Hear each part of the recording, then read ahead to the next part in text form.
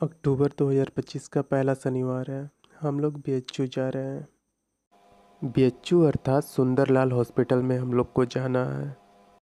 मुगलसराय से लंका बीएचयू जाने के लिए हाईवे से होकर रामनगर और फिर रामनगर के किले की ओर से नए ब्रिज की ओर से जाना अच्छा रास्ता है, लेकिन कभी कभी यहाँ पर जाम बहुत ज़्यादा लग जाता है।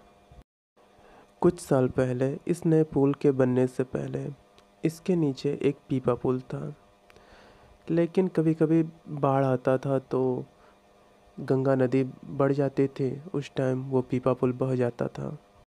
गर्मी के दिनों में जब गंगा नदी का पानी कम हो जाता है, उस टाइम रेत ही रेत दिखाई देता है, तब पीपा पुल बना दिया जाता है। नए पुल से उतरने के बाद बीएचयू गेट 1 किलोमीटर ही रह जाता है, लेकिन इतना ही सफ़र बहुत ही जाम वाला होता है।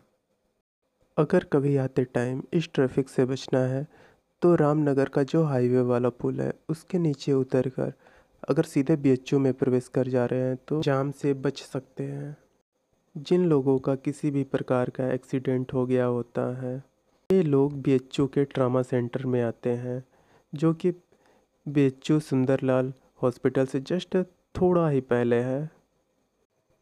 सुंदरलाल हॉस्पिटल में नंबर लगवाने के लिए बहुत ही लंबी लंबी लाइनें लगी रहती हैं।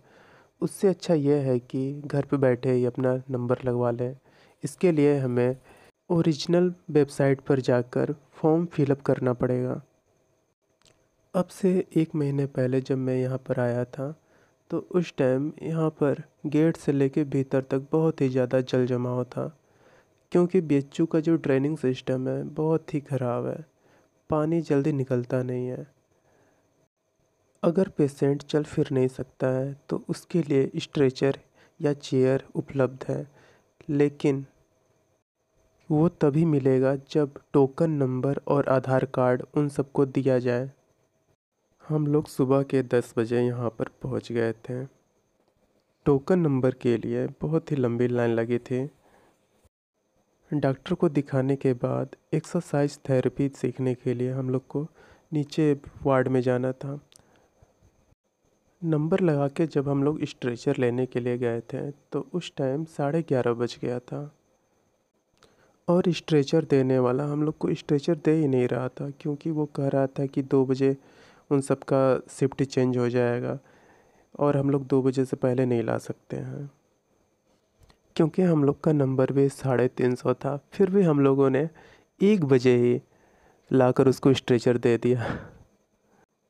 क्योंकि स्ट्रेचर के पेशेंटों को डॉक्टर लोग बाहर आकर ही देख लेते हैं, और दवा और इसके बाद एक्सरसाइज खान पान सब कुछ का ब्यौरा ले लेते हैं।